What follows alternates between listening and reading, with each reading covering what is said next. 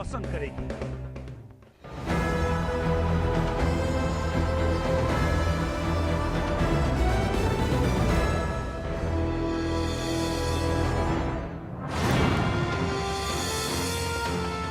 ઓડિશાના પુરીમાં વરસાદ વચ્ચે પણ ભક્તોનો ઉત્સાહ। ધોધમાર વરસાદમાં રથના દોરડા ખેંચવા ભક્તોની ભીડ। જય જગન્નાથના જયઘોષથી ગુંજ્યું પુરી ધામ।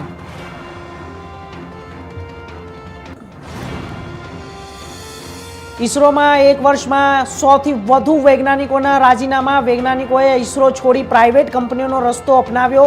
સરકારે વીઆરએસ અને રાજીનામા મંજૂર પર કડક વલણ અપનાવ્યું।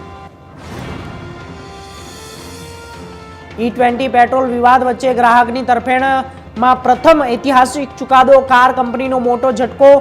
કંપનીને નવી E20 સ્પોર્ટ્સ કાર આપવાનો આદેશ। 45 દિવસમાં કાર નહીં મળે તો વ્યાજ સાથે ચૂકવણી।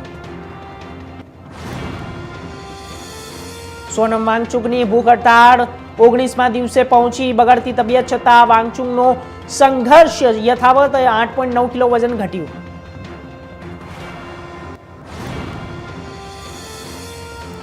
ભાઈ બલરામ બહેન સુભદ્રાજી સાથે જગતના નાથ નીકળ્યા નગરચર્યાએ। સીએમ ભૂપેન્દ્ર પટેલે પરંપરાગત પહિંદ વિધિ કરી રથયાત્રાનું પ્રસ્થાન કરાવ્યું। ભક્તોમાં અનેરો ઉત્સાહ।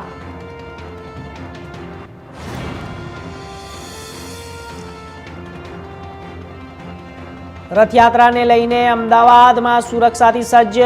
જ્યારે 30,000 જવાન તૈનાત। સોફ ડ્રોનથી થઈ રહ્યું છે મોનિટરિંગ।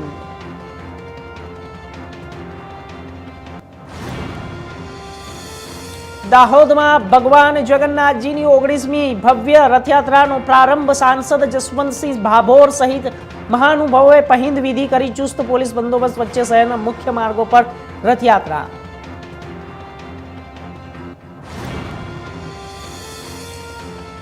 ગુજરાતમાં 24 કલાકમાં 118 તાલુકામાં વરસાદ। કપરાડામાં સૌથી વધુ 1.73 ઇંચ। ગીર સોમનાથમાં સવારથી વરસાદ વરસ્યો।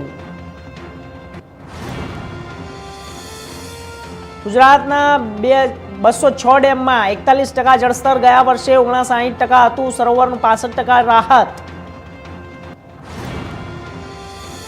દેવભૂમિ દ્વારકાના નાવાદ્રા જમીન વિવાદે લીધું ઉગ્ર સ્વરૂપ। ફાયરિંગમાં એક વ્યક્તિ ઇજાગ્રસ્ત। ગામમાં ચુસ્ત પોલીસ બંદોબસ્ત।